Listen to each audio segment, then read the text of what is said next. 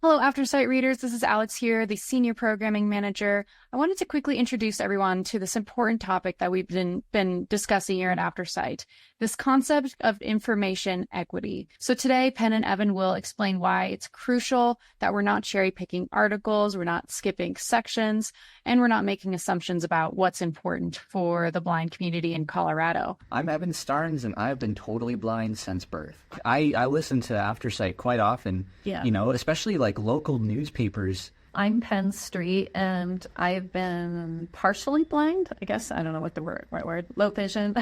Low vision. Low vision since I was age 9, and I am the Development and Outreach Director here at AfterSight. I have been a listener of AfterSight probably for over 3 decades. A sighted person can look at a magazine or a newspaper and browse it. They might start reading just the headline and be like, that's not for me. When you're sighted, you get that choice. Right. And we want the same choices that you have.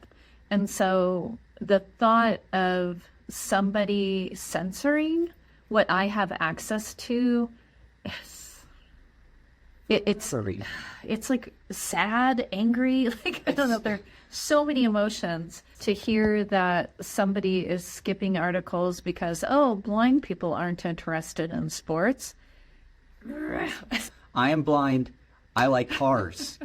I can't drive, but I would want to read content on cars. And it's important to me because I'm, entrusting AfterSight to give me information that could affect my life. And if a volunteer starts reading about something I'm not interested in for whatever reason, that's what the fast forward that's why you fast forward. Exactly like somebody who's sighted. Or reference it, right? Yeah. Like, hey, I read this, I listened to this article and it was in the Denver Post last Sunday.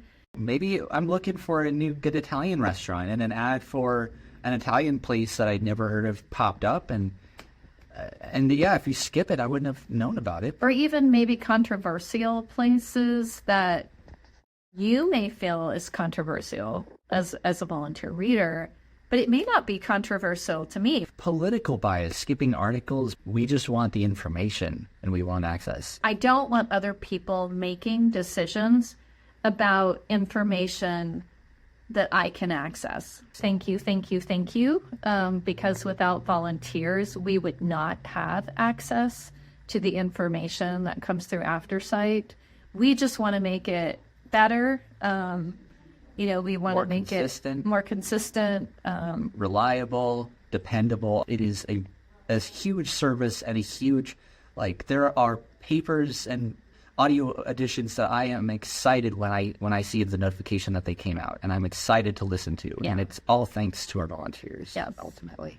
Thank you so much for watching this video. Again, we just really want to make sure our volunteers understand this concept we've been talking a lot about. Through our surveys, we found again and again and again that our listeners value the human voice that we offer in our programming. There's a lot of AI-driven synthetic voice alternatives. However, that aspect of the human voice is getting lost. The human voice is very much valued. Accuracy and completeness is valued just the same, if not more. It's really up to us to adapt and change and make our products competitive and better and responsible to our communities and to the publications that we're representing. We're going to take it in baby steps. We will be providing a mandatory training at some point in the future for every single reader. There are a bunch of little nuances and details that we're still trying to figure out. We're still trying to create, concrete policies. I do understand that a lot of articles can be uncomfortable, whether it's politically charged or it's a disturbing article about something horrible happening in the world, or it's something you disagree with, or it's just simply boring or not of your interest. Let us know and we'll find a solution. But those uncomfortable articles are probably the ones that are most critical for people who are blind in Colorado to have some way of accessing. So just keep that in mind the next time you read. Again, we'll be in touch about more information and updating you. We'll make sure everyone has plenty of resources and time to adapt to these changes coming up. So again, thank you so much, volunteers, for all you do. We couldn't do this without you. Updates will be coming.